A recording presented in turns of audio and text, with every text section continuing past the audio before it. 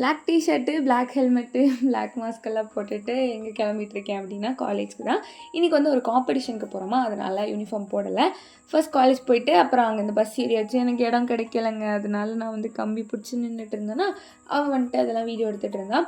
Competition வந்து எங்கே அப்படின்னா எம்எஸ் யூனிவர்சிட்டியில். ஸோ அங்கே போயாச்சு. என்ன காம்படிஷன்னா என்எஸ்எஸ்லேருந்து யூத் ஃபெஸ்டிவல். இது வந்து வருஷம் வருஷம் கண்டக்ட் பண்ணுவாங்க போல். நான் போன வருஷம்லாம் சேரலை, இந்த வருஷம் தான் சேர்ந்துருந்தேன்.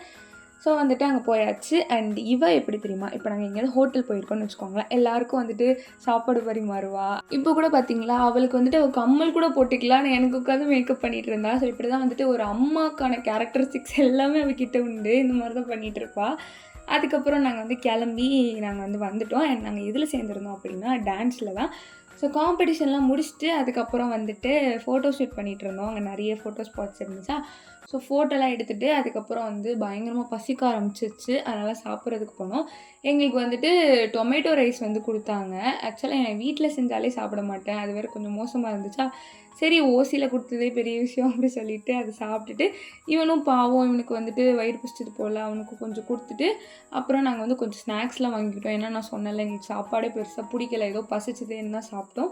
ஸோ ஸ்நாக்ஸ்லாம் சாப்பிட்டுட்டு அப்படியே வந்துட்டு பிளான்சிஸ் டிபார்ட்மெண்ட் கிட்டே ஃபோட்டோ எடுக்க நல்லாயிருக்கும்னு ஒருத்தங்க சொன்னாங்க. ஒருத்தங்கன்னா அந்த காலேஜில் படிக்கிற பொண்ணே தான் சொல்லிச்சு. அங்கே போயிட்டு ஃபோட்டோ எடுத்துகிட்டு அப்புறம் வந்து ரிசல்ட்டுக்கு வந்து வெயிட் பண்ணிட்டு இருந்தோம். ரிசல்ட் பாருங்கள். முதல் பரிசை பெற்று மாநில அளவிலே கலந்து கொள்வதற்காக தகுதி பெறுகின்ற அணி திருநெல்வேலி தூய யோகா கல்வி.